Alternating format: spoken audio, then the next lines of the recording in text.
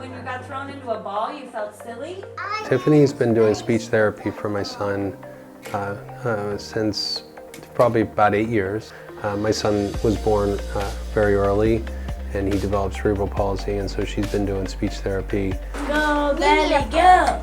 Go, Matty, go! Tiffany's kind of, I find her to be, really good at what she does, but she's just, I think she's kind of holistic in her approach to kids. And,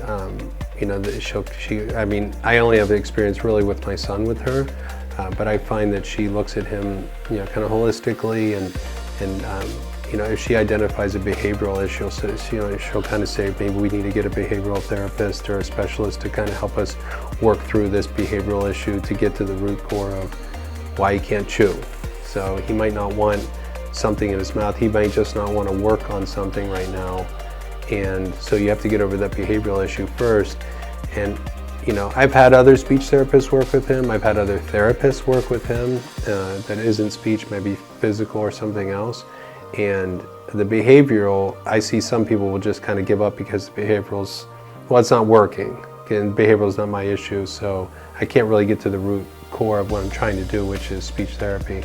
But she'll kind of work through that, and I just think she takes a kind of a big picture approach to my son, frankly, and actually cares. I have a lot of experience with therapists in general as a dad with a son with special needs. So I've worked with a lot of different therapists around town. So I've kind of weeded it out. I've been with Tiffany for a long time. I think Tiffany, I'm very selective. I think she's just got she's really engaged, her head's in the game. She truly cares, in my mind. She cares about my son. I trust Tiffany implicitly. I mean, this summer, one of the agreements where I wouldn't leave my son up here unless she was in the building. So I trust her, probably one of the only people I trust to leave my kids with in the world, pretty much. So, but she's just, she's holistic in her approach. She's focused.